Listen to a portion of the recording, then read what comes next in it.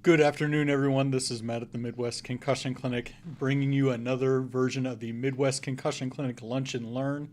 It's a series that I usually do every third Wednesday of the month, but because of vacation, we're going here the fourth Wednesday of the month.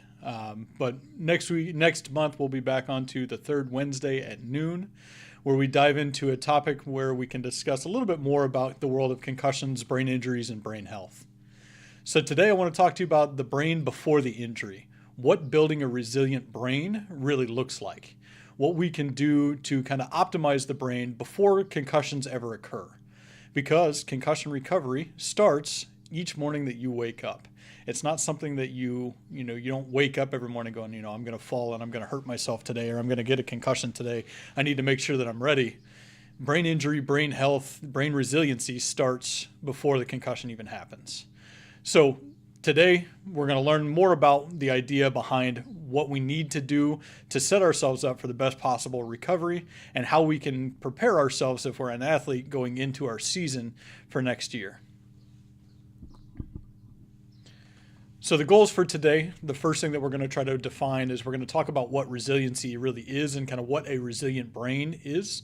I want to talk about how we look at the different ways to prepare the brain for injury in the hopes that it never happens, but just in case it does, that we're ready. The second thing that we have is we're going to go through the bare minimum in brain health. And what that means is the minimum things that you should be doing every day to ensure that you are ready in case something does happen.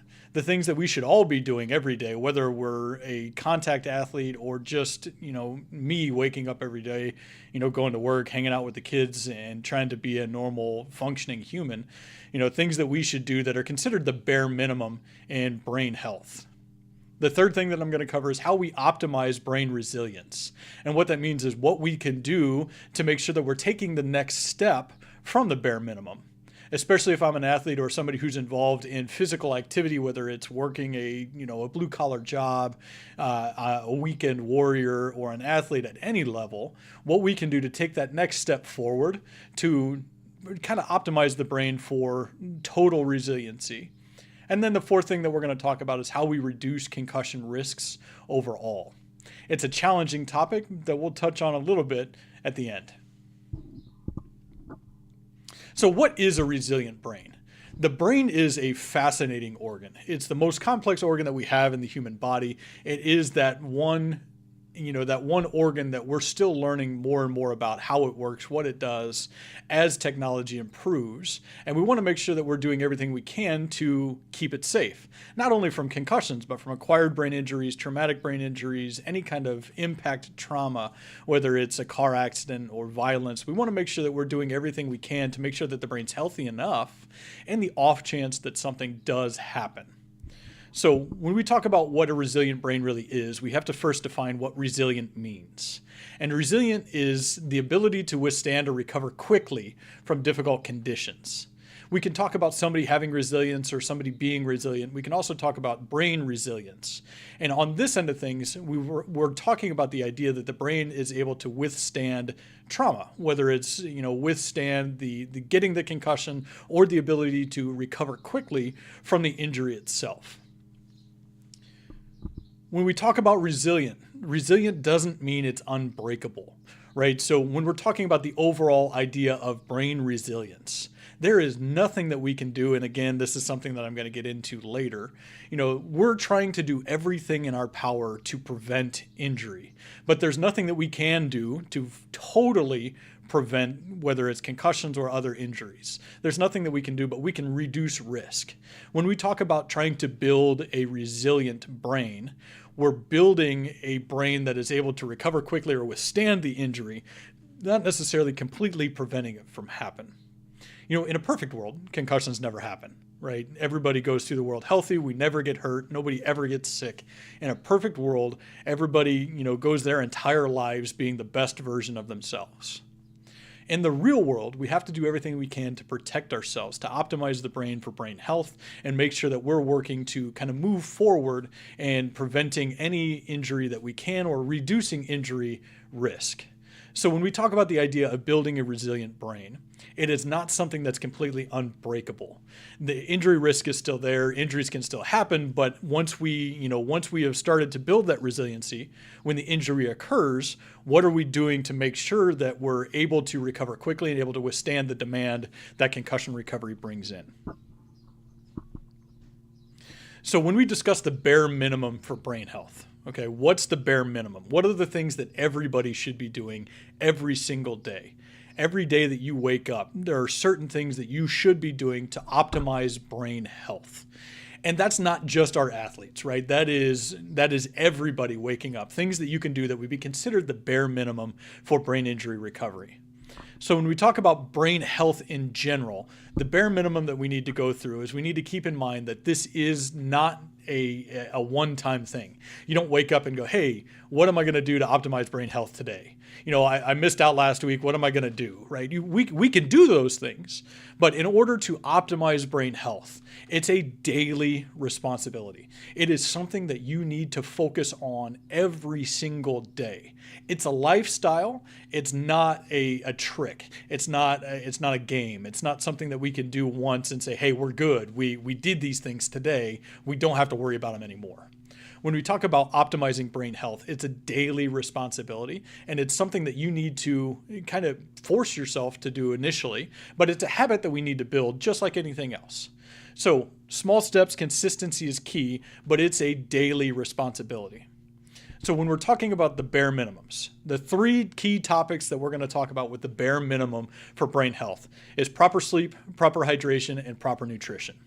There are three things that people can do no matter what their cognitive ability level is, whether they're injured or not injured, no matter what they are, who they are. These are the three things that are free or relatively cheap to focus on in terms of optimizing our brain health for the best cognitive performance, physical performance, athletic performance, memory, the ability to retain information, to learn new information. These are the things that we need to do that would be considered the bare minimum baseline in order to build our overall brain health. When we talk about sleep to me, it's a phrase that I say for a lot of our patients. Sleep is the number one performance enhancing drug in the world. And what do I mean by that? If we want to be better people, sleep. If you want to be smarter, sleep. You want to be funnier, better looking, more athletic, sleep. The important part of sleep is that we're getting sleep at night. Okay, when we talk about sleep being a performance-enhancing drug, sleep is when the brain repairs itself, right? When we go to sleep, we get into those deep REM cycles of sleep. It's when the brain tissue itself starts to repair. It's where our brain converts short-term memory to long-term memory. It converts working memory into short-term memory. It creates it works, right? So the brain at night, while we're trying to sleep, is constantly working to heal itself, to better itself, to evolve. So when we talk about sleeping is very, very important. You don't need me to tell you that. Everybody says that to you, right? But when we start talking about sleep, it is the number one thing that if I can get everybody in the world to worry about, that's worrying about brain health, if I can say, hey, what's the number one thing that you need to focus on? Sleep. Improving sleep quality, improving sleep quantity. And when we talk about sleep, it's nighttime sleep. Nighttime sleep is the most important for overall brain health, okay? Not that naps aren't a bad thing, right? But sleeping at night is very, very important. And overall, when we talk about getting that sleep, we want to make sure that we're getting comfortable sleep, restful sleep. The goal is a high quality and a high quantity of sleep. But if we need to focus on anything, the quantity of sleep is more important than necessarily the quality. If we sleep for a long time, generally the quality of sleep is going to be higher. But we're looking for trying to keep a nighttime routine that we can get the hours of sleep that we need. That we'll talk about when we talk about optimizing brain injury recovery. But the goal is that we sleep well and we sleep at night. That's a trick, right, for our third shift workers and those people that are night owls, people that are up for work during the night.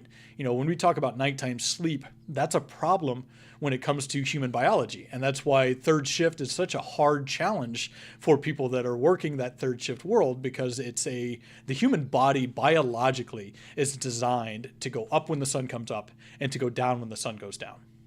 When we start looking at sleeping at night, If I'm a third shift worker, that's not possible because that's my up hours, that's my work hours.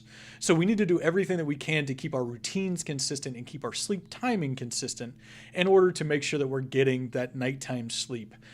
Whether it's our daytime for our third shift workers or not, we're keeping that big, large chunk that we've trained our brain to utilize as a kind of goal every night. Again, naps aren't a bad thing as long as we're still getting that big sleep at night.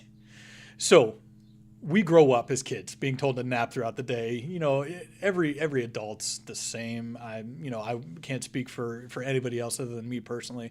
But if somebody tells me that I can get a nap in the day, like I'm in. It's game on. Let's get that nap done, right? As kids, we fight naps like crazy, right? But what happens is as we kind of go through the day, the body's way of shutting down through the middle of the day is a way of kind of restoring energy, replenishing energy levels. And naps aren't a bad thing, especially during brain injury recovery. But if you're napping throughout the day and you're not sleeping at night, we have to figure that out because we need to make sure that we're prioritizing nighttime sleep, nighttime napping, or nighttime sleep versus daytime napping. So naps aren't a bad thing as long as you're getting adequate sleep at night. The second thing that we have to do for the bare minimum is hydration. Every single cellular function that your body does requires water to complete. And we're not talking every time we take a breath or every time we move our eyes one direction. Every single cellular function at the molecular level, at the microscopic level, every single thing that your body does requires water. The human body is about 60% water overall. So if we start talking about the idea that we need more water to function, hydration needs to be something that's important throughout our day-to-day lives, not just drinking when I'm thirsty, right? We need to prioritize drinking water and making sure that we're getting enough water intake throughout the day to provide the body with the fuel and the water that it needs to carry out basic cellular function. When we talk about the idea behind hydration, if you're only drinking when you're thirsty, thirst is the body's way of telling you that it's dehydrated. So if I'm sitting here going, hey, I drink every time I'm thirsty, you know, I'm doing great. I'm prioritizing my brain health. I'm drinking when I'm thirsty. You're already behind the eight ball because your body's telling you that you're thirsty. So when we talk about trying to do bare minimum things to optimize brain health, hydration is one of those things. The last bare minimum that we need to make sure that we're getting in is we need to make sure that we're focusing on our nutrition. Think about food as fuel. So food is not necessarily something that we eat because it tastes good. Now, granted, food that tastes good is better to eat, in my opinion.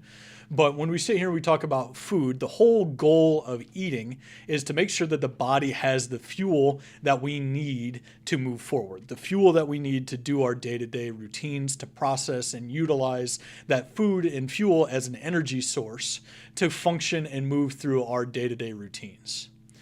Even if you're on a diet, I'm counting calories, I'm watching how much food I'm intaking, I'm on a special, whether it's an anti-inflammatory diet, an Atkins diet, a keto diet, a Mediterranean diet, if I'm on a diet, we still need to bring food in. When we don't bring food in, the brain doesn't have food and fuel to go through its day-to-day routines. What happens is the body will start storing all of our food as fat as a way of a survival mechanism.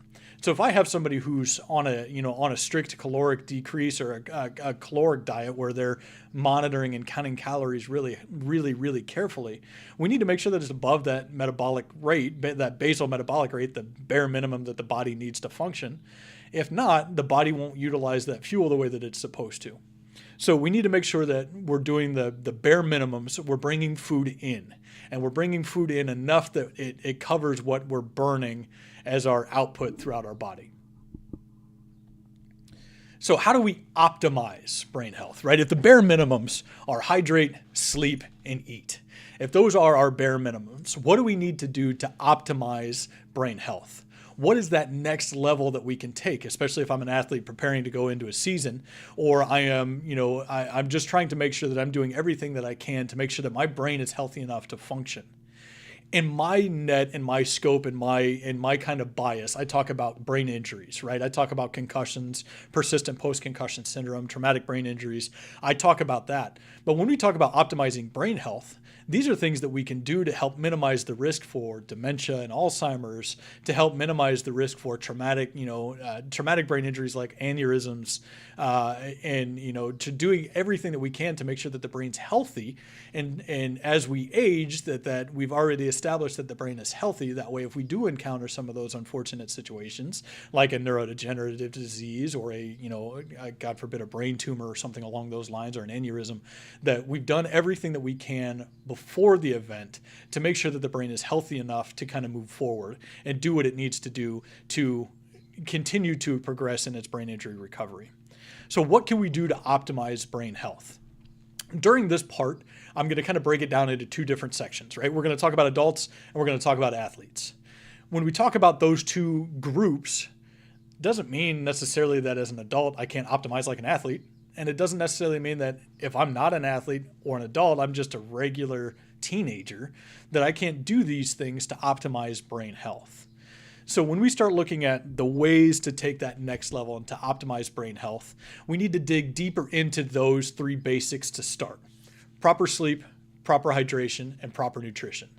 So when we talk about proper sleep, sleep is all based on age group and age level. Children, school-aged children, which is defined as ages 6 to 12, the goal is for you to sleep 9 to 11 hours. Again, we're trying to do this at night. And if you're looking at me saying, hey, Matt, what do I do? Like last night, I only slept 6 hours. Is that bad? Am I starting over in optimizing brain health? No. Realistically, life is going to fluctuate. You may have a day where you sleep 10 hours. You may have a day where you sleep 4 hours. That life fluctuation is something that's going to cause brain health to kind of fluctuate, right? Nothing is done in a vacuum. We can't be perfect every single day. One of my key phrases I use is there's a difference between the perfect world and the real world. Ideally, those two line up, but realistically, the perfect world and the real world rarely line up. So we need to do everything that we can when we're talking about optimizing brain health to stay consistent and make it an average on a regular basis.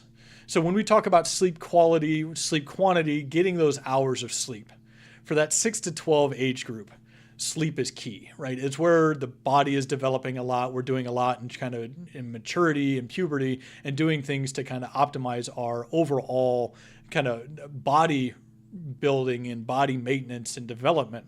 That 6 to 12 age group, the goal is for you to sleep 9 to 11 hours a night. From ages 13 to 18, those athletic ages, generally that middle school to high school age group, the goal is for you to get 8 to 10 hours of sleep a minimum. That's where you generally hear, everybody start talking about like, hey, we need to get 8 hours of sleep a night. We need to get 8 hours of sleep a night. The idea starts is when you're an adolescent, we kind of go into our routines and we need to find a way to get 8 hours of sleep a night.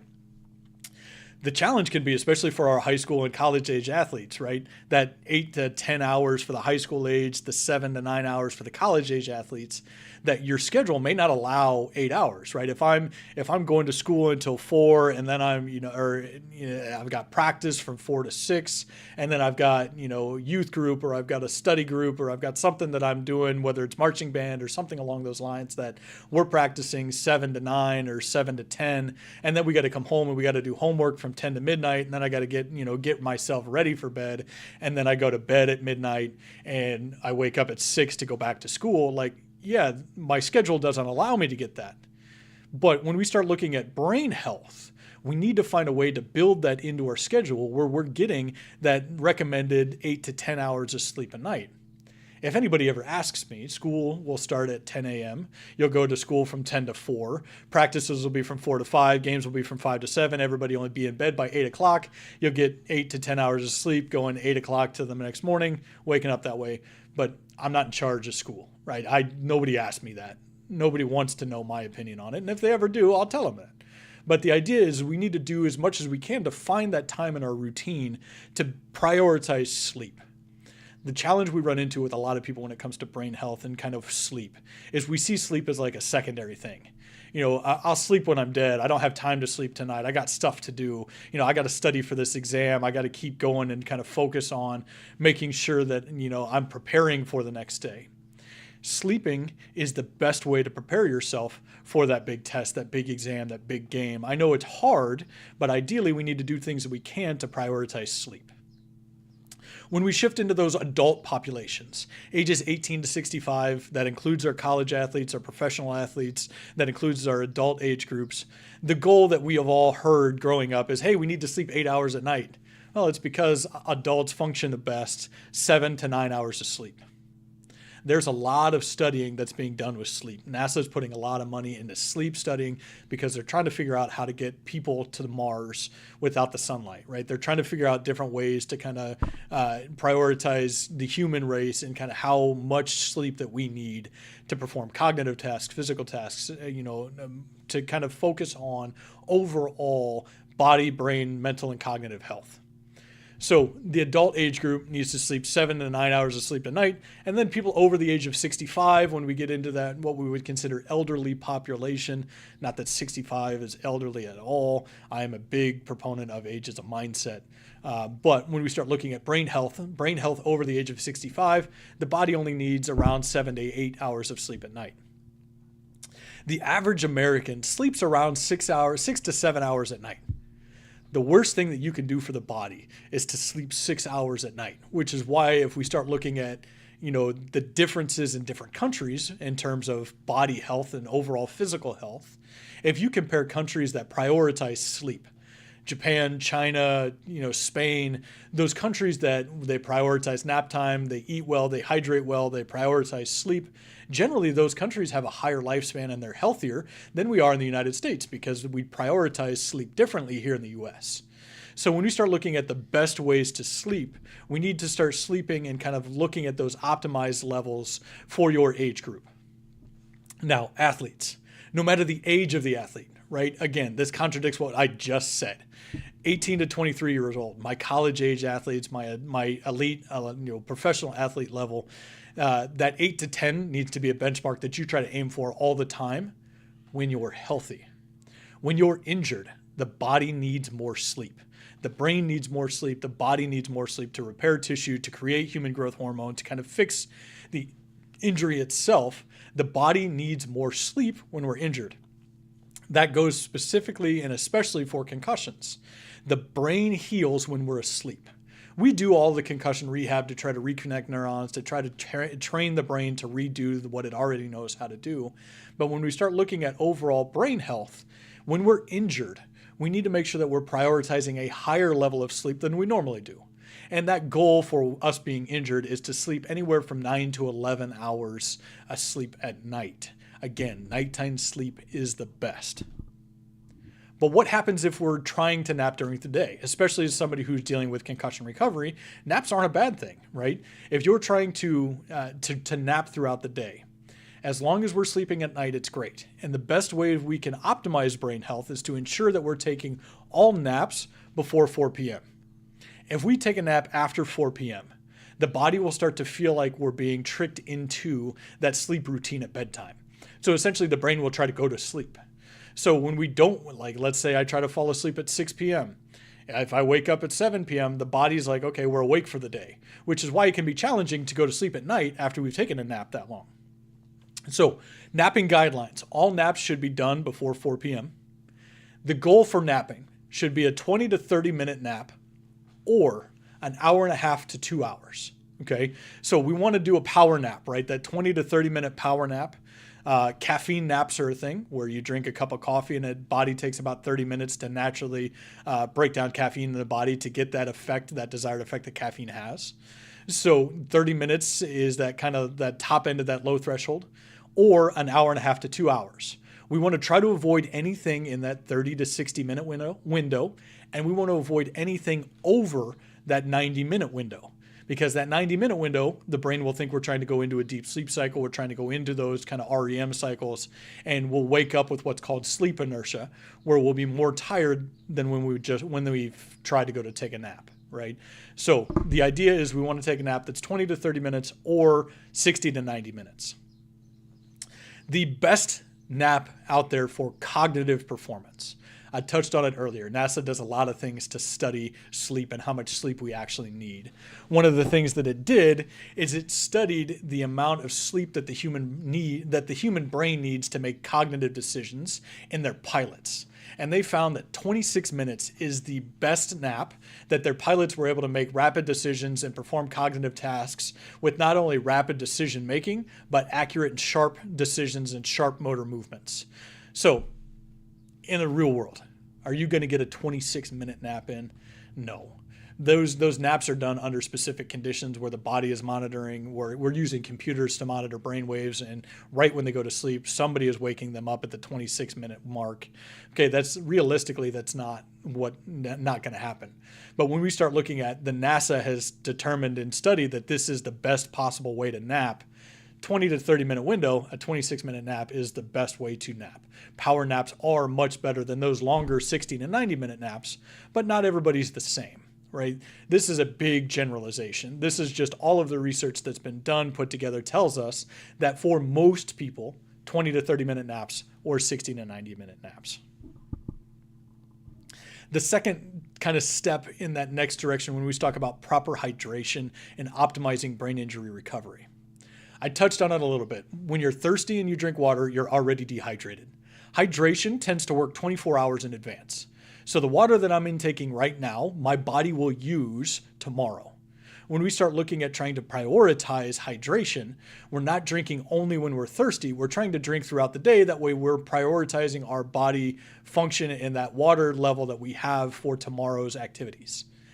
Here in the Midwest, it's been 100 degrees all week, okay? It's been hot, it's been humid, it's been a high heat index, high UV, which means that my body has burnt more water trying to keep myself cool, right? So we need to make sure that we're increasing that hydration based on where we are in time, where we are in heat and location, and our physical activity level. A good general rule of thumb when it comes to hydration is trying to intake an ounce per pound of water, right? So an ounce of water per pound of body weight. Let's try to break it down.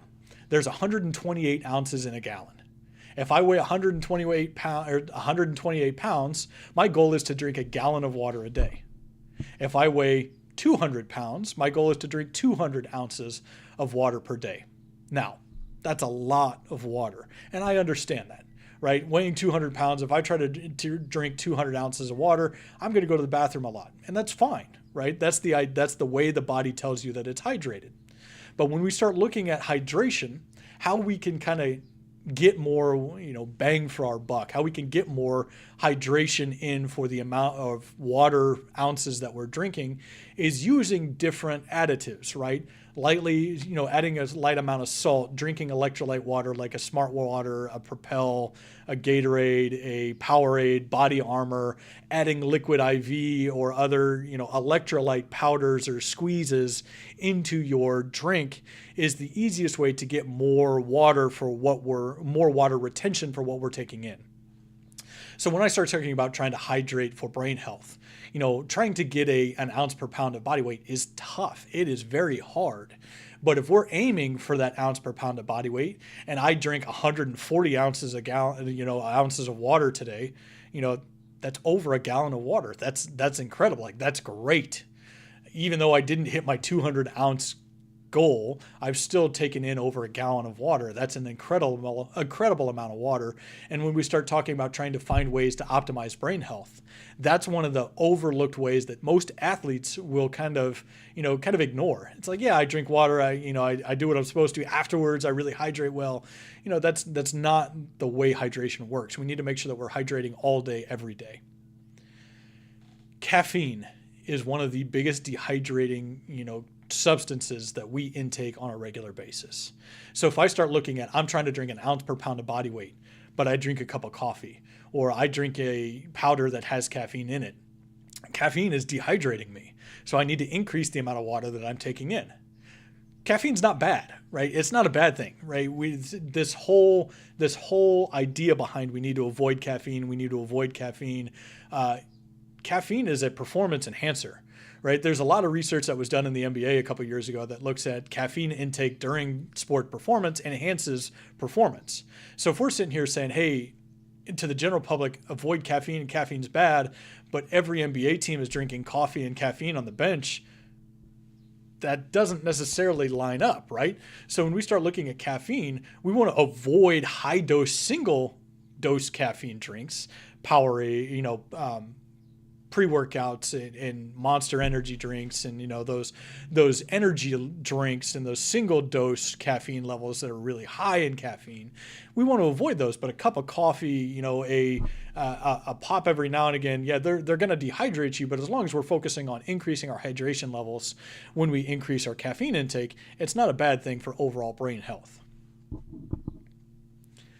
The third kind of step to optimize brain health overall is we want to make sure that we're getting proper nutrition in. It's not just calories in versus calories out. The basics. I want to make sure I have enough calories in that my body is to fuel my body that it's burning. So the basics, calories in versus calories out. I want to make sure I'm taking more calories in than I'm burning. Okay? Proper nutrition is very specific to each individual. It is very important that you are focusing on the proper type of nutrition. I'm not here to tell you that I'm a nutritionist. I'm not a registered dietitian. I am not somebody who does well in nutrition at all. I will tell you, full transparency, nutrition is not my strong suit when it comes to talking about brain injury recovery.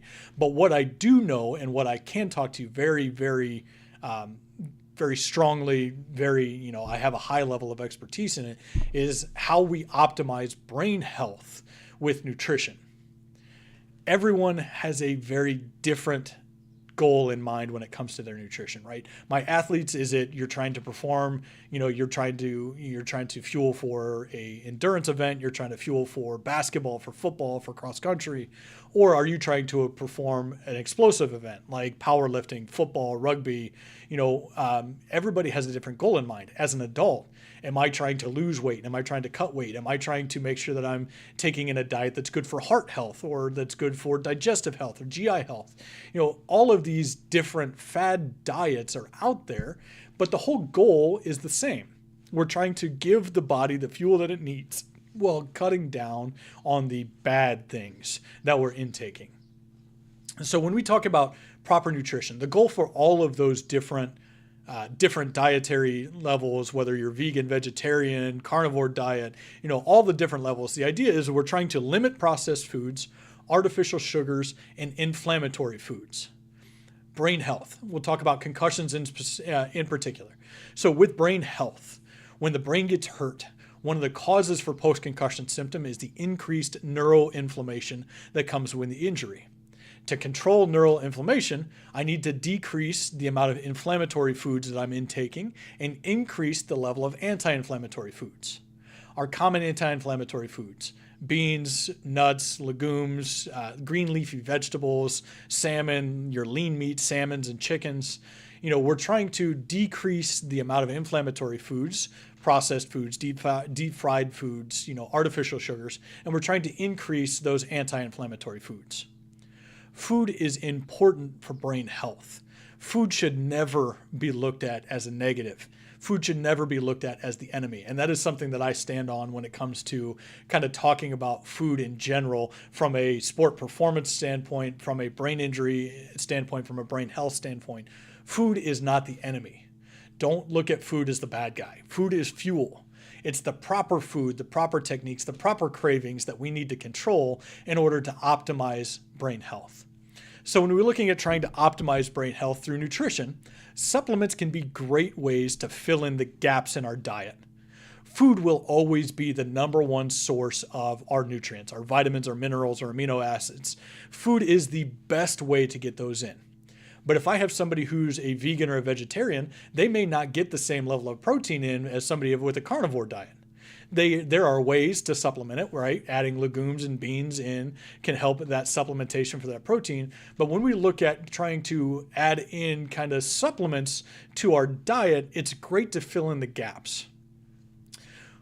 We're about to touch on supplements a little bit, and my one warning I have for everybody: supplements in the United States is an unregulated market. What that means is there only has to be a certain percent of what they actually are putting in that supplement to call it a certain supplement, right? That's a terrible way of explaining it. Last I knew it was 10%. So let's say I want to market a brain supplement. Okay, I want to market something that's got brain health to it. I'm going to put vitamin A, vitamin B, vitamin C in it. And as long as 10% of that total supplement is that vitamin A, B, and C, I can call it vitamin A, B, and C for brain health. I can put chemical additives and fillers in and flavoring in, and I can put anything else in that to cut my costs. But as long as it reaches that minimum 10%, we're good. Be very, very, very cautious when you start looking at adding supplements into your day-to-day routines. When I talk to my patients about brain health and brain supplementation, I always tell them to stay to those natural food stores. Or stay to your CVS, your Walgreens, your Walmart, your Sam's Club, your Whole Foods, your Costco's, because they sell food.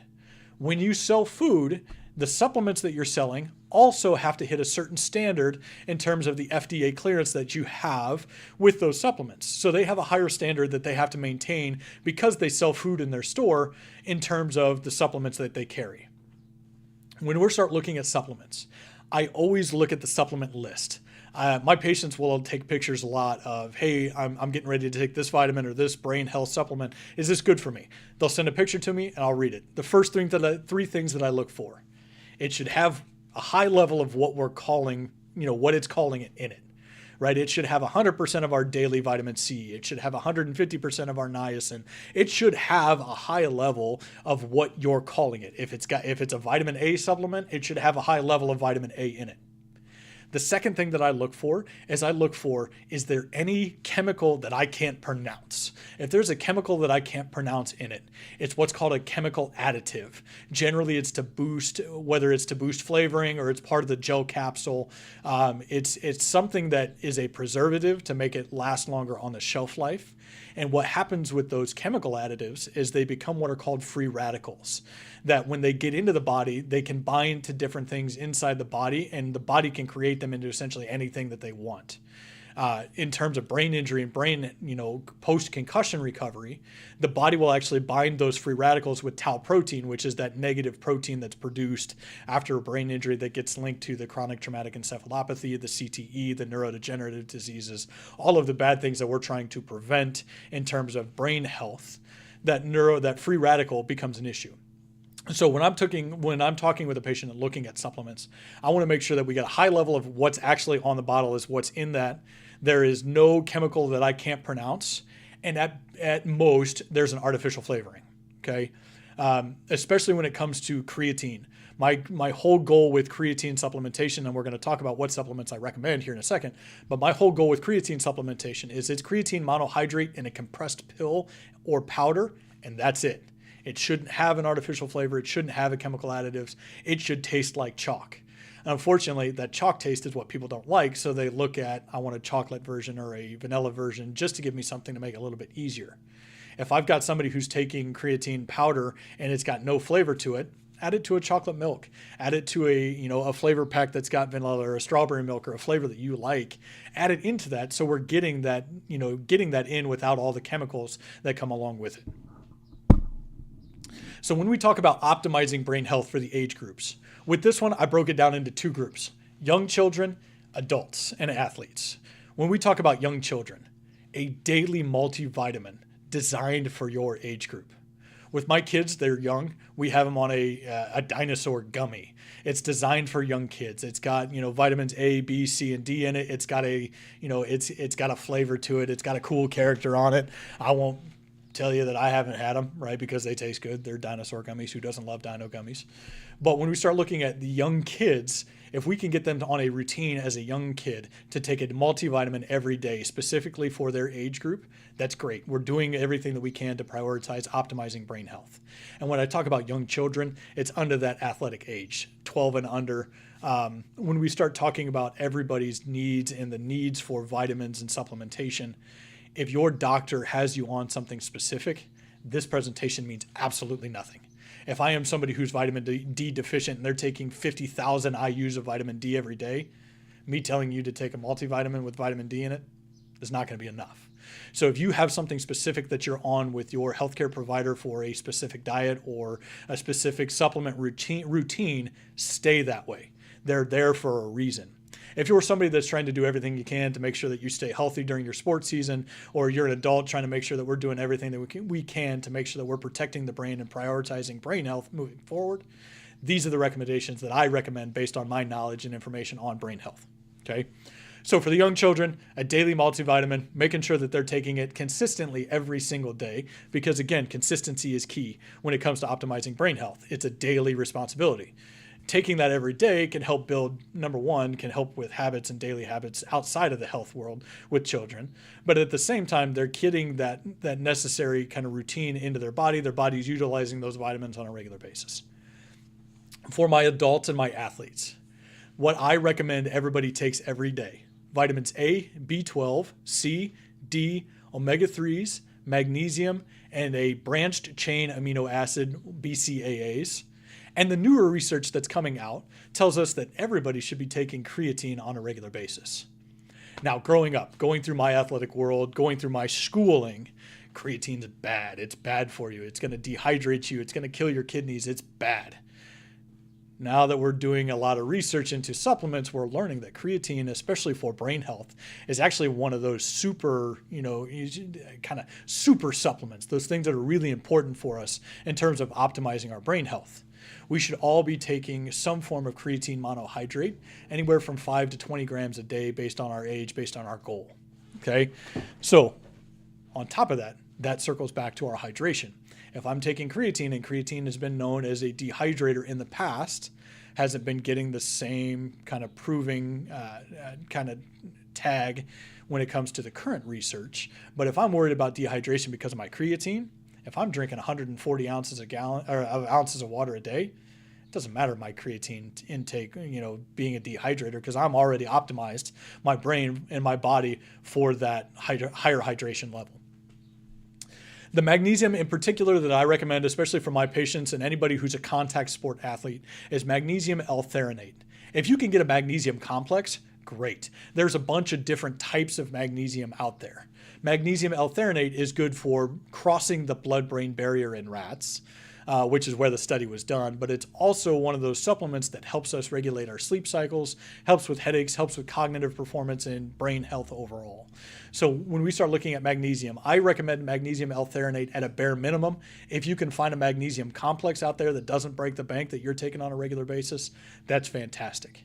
But the goal is we want to get a high level of vitamin A, B12, C, D, omega-3s, magnesiums, BCAAs, and then our creatine monohydrate. Our BCAAs, amino acids, there are a lot of different drink mixes out there that are now tabbed for BCAAs. In the fitness world, the health world, the performance world, BCAAs has been around for a while. They've done a lot of things to kind of optimize, the performance enhancement aspect of BCAAs, but it's something that, adding a scoop of a BCAA powder into your morning coffee or into your morning drink is a great way to kind of set the brain up moving forward for that optimization. Everybody's body is different. Everybody's need for supplementation and need for dietary and hydration changes is different.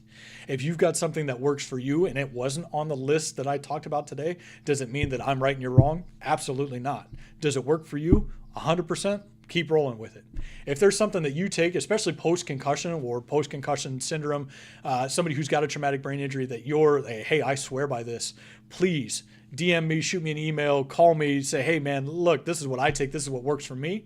I am always looking at researching different things to try to put together the most comprehensive list of things that I can give for my patients and people that follow along with my concussion clinic to make sure that they're getting what they need to get their concussion recovery moving in the right direction. The next step in optimizing brain health for overall health is movement is medicine. This is a coined phrase that's been around for a long time. Movement is medicine. Exercise is health. If we want to talk about optimizing brain health, it should be establishing a daily moderate exercise routine. Moderate exercise. You don't have to go out and run a marathon. You don't have to go out and bike the Tour de France. Getting up and getting moving, going for a walk, doing yoga, getting up outside and doing some yard work. The goal of a moderate aerobic exercise routine of 20 to 30 minutes a day will improve brain health and cognitive performance. The goal is we want to get anywhere from 120 to 150 minutes a week of exercise. If we look at 20 to 30 minutes times 7 days, 140 to 210 minutes a week, that's great in terms of prioritizing brain health. Now, as an athlete, 20 to 30 minutes is nothing. It's easy, right? That's our warm-up for practice today. But if I'm looking at adults, if I can get up and go out for a walk, go work in the yard, if I can do a yoga routine, trying to find 20 to 30 minutes a day where I can get up and get moving, that movement helps increase blood flow, helps increase the body's production of its natural hormones. It helps optimize brain health. And again, consistency is key. If I can consistently stay moving, if I can do an exercise routine every day, it's better for me than just doing it once or twice. But any exercise is great for brain health. If I can only exercise 2 or 3 days a week, that's better than sitting on the couch every day, right? Don't beat yourself up because I didn't fall into the absolute strict guidelines of exercise. Getting up and getting moving, no matter how big, small, how much, how intense, how minimal intense, what that high level or low level of intensity, getting up and getting moving is better than sitting around and not doing anything when it comes to brain health. Trying to get a goal of that 20 to 30 minutes of moderate exercise in every day is a perfect way to optimize brain health while adding on the hydration, nutrition, and our overall sleep goals. Now we're going to kind of pivot a little bit to wrap this up into reducing concussion risk. Again, the perfect world, concussions never happen. I have a very interesting business. I never want to meet anybody. I don't. I want everybody to be healthy. I am here because concussions happen, right? I have this business because I know when concussions happen, you need somewhere to go and you need somebody who knows what they're talking about and knows how to help, which is why I created the business that I have. But my whole goal in life is that nobody ever has to meet me because everybody stays healthy their entire life. So what are some of the things that we can do to reduce the risk of concussion? And I will never say the phrase concussion prevention because there is no way to prevent concussions. Because the only guaranteed way to prevent any concussion from happening is to not hit your head, hit your body, or perform any rapid head or body movements, or avoid any significant falls. Sit on the couch and don't do anything and hope somebody around you doesn't hit you. Still, there is no way to prevent the concussion risk. So my goal is to reduce concussion risk overall. What are the things that we can do on a regular basis to reduce that risk? Because there's no way of preventing it. In athletics, when we talk about prioritizing and reducing concussion risk for athletes, the best way to prioritize reducing concussion risk is proper technique, proper equipment fitting, and functional neck strength. Those are the 3 things that have withstood the test of time. I have other presentations. I'll dig more into them as more research has come out recently about the different products that are out there. The pads that go on the top of the helmet, the collar that you can wear, the mouthpieces that are out there. There are different products that over the test of time have claimed this reduces concussion risk, this reduces concussion risk, this prevents concussions. The only things that have withstood the test of time is proper technique teaching, proper equipment fit, and then the idea of functional neck strength. It doesn't matter how strong your neck is sitting at the table, right? If I can if I can hook a traditional neck machine up in the gym and I can do lateral bending and flexion and extension at 20 pounds, that's not functional neck strength. When we talk about functional neck strength, we need to be able to control our head and neck in an environment that's unpredictable. So there are different ways to build functional neck strength. The Verstigi tuck and roll is one that I talk about a lot, and it's one that I've got videos on, and I'll put out another video now that I'm talking about it. I'll put out another video on utilizing the Verstigi tuck and roll exercise into your daily exercise routine in order to improve traditional functional neck strength. That is something that as we age, neck strength goes down. Overall strength goes down, but neck strength goes down. So doing things that we can as we age to increase functional neck strength can help us in the off chance that we do fall, or we do get into a car accident, or we do get somebody who runs into us, or we hit our head. It's an easy way to do it. Now, did I just knock, isometric strengthening and isokinetic neck strength? Yes, I did. But if I have somebody who's 65 years old sitting in a chair and the only neck strengthening that I have available is taking a towel and wrapping it around my head and holding it while I try to pull my head back, is that bad? No. Neck strength is never bad, right? But if we're trying to optimize brain injury health and trying to reduce the concussion risk, we need to prioritize that functional neck strength. But any neck strengthening is good for you if done properly. The next kind of tie-in with this whole presentation on optimizing brain health is one of the ways of reducing concussion risk is making sure that the brain is healthy enough before the concussion ever happens. If we're doing everything that we've talked about throughout this entire presentation, throughout this entire webinar, if you're doing those things already, you are reducing the risk of concussions. If I'm making sure that the brain's hydrated and making sure that it has the high levels of vitamin A, B12, C, D, omega-3, magnesium, BCAAs, creatine, if I have all of those in my system, I am reducing the concussion risk. Not only am I reducing the risk because the brain health is higher, if something does happen, having those nutrients and supplements in my system within the first hour post-injury makes the neurometabolic cascade less intense. So it slows that neurometabolic cascade, limiting the amount of damage that's done, and provides resiliency to that injury itself so recovery goes quicker. So the whole goal of reducing concussion risk, if we're doing everything we can to build that resilient brain, to build resiliency to injury itself that we've talked about throughout this presentation, we are reducing concussion risk overall for all age group. From my young kids, my 6-year-olds playing on the playground, to my 75-year-old who's still out doing triathletes, to my 80-year-old that's just hoping not to fall down at home. We're doing everything that we can to reduce the risk of brain injury by optimizing brain health through proper sleep, proper nutrition, and proper hydration. This whole presentation, the key takeaways that I hope you got, that I hope you kind of followed along with, is we wanted to make sure that you knew what building a resilient brain is, what resiliency really means. The fact that resiliency does not mean that you're unbreakable. It just means that you're setting yourself up into a proper fashion and that you're doing everything in your power to make sure that the brain is healthy. The bare minimums in brain health, to optimize our brain health and make sure that we're establishing the bare minimums: sleep, proper hydration, proper nutrition, making sure that we're doing those every single day and not just picking and choosing when we want to prioritize brain health and when we don't. The third thing is optimizing brain resilience, making sure that we're getting the proper amount of sleep at night, prioritizing that nighttime sleep versus daytime naps, doing napping correctly, and then making sure that we're sleeping the proper amount of hours for our age group, making sure that we're getting the right type of hydration in, trying to focus on getting an ounce per pound of body weight of water into our system every day, trying to make sure that we're staying consistent with our water intake, not just doing it once or twice, and then saying, hey, we did it last week, we don't need to do it this week. And then the proper nutrition. Make sure that we're, number one, getting enough calories in that the body has the fuel that it needs to burn. We're limiting the inflammatory foods that we're bringing in. We're increasing the anti-inflammatory foods. And we're making sure that we're utilizing supplements to fill in the gaps of our regular diet. Those vitamins A, B12, C, D, omega-3s, magnesium, creatine, and BCAAs to make sure that we're making that brain as resilient as we can to brain health. And then the fourth thing is a couple different things that we've utilized, knowing that those optimizing brain health and building brain resiliency will reduce concussion risk overall. Those are the key takeaways that I wanted to make sure we touched on during today's webinar.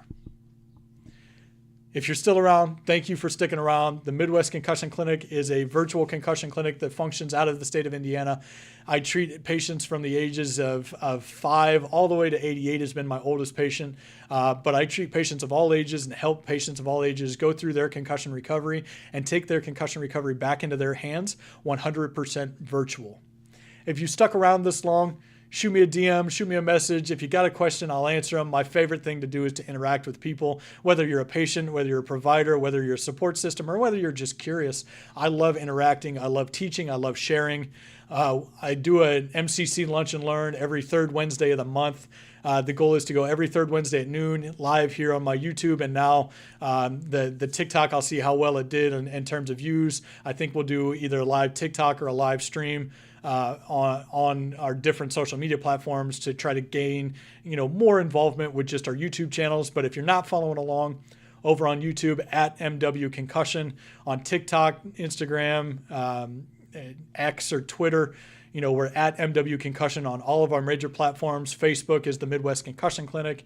I'm over on LinkedIn. My goal is to take everything that I have, as much knowledge as I can, and give it out for free to as many people as I can to make sure that you're getting, number one, the support that you need if you're if you need that brain injury support. But my whole goal in life is to help people. So if you're not following along, please follow along. If you're curious on whether or not I can help you through your concussion recovery, the link in my bio on Instagram and Twitter and TikTok has links to a 15-minute free consultation, one-on-one call. I call it a discovery call to see what we can do for you, answer questions that you might have. If you're trying to schedule, there's links in there. You can shoot me an email. You can call me at the number on the screen. This office number is also, it's a Google number, comes right to my cell phone. You can text me questions. You can text me to schedule. We can go through that route. But at the end of the day, be a friend, tell a friend. My whole goal is to help people. So sharing my stuff, sharing my posts, coming in and interacting, allowing me to grow this virtual business will allow me to stay as a virtual business and continue to share these things moving forward. As always, thank you guys so much for tuning in. Again, my name is Matt Campbell. I'm the owner of the Virtual Midwest Concussion Clinic. If you ever need help with post-concussion syndrome, acute concussions, I'm your guy. If I can't help you, I'll help you find somebody who can. As always, be kind to each other, be nice. Thanks for tuning in, and I'll see you at the next one.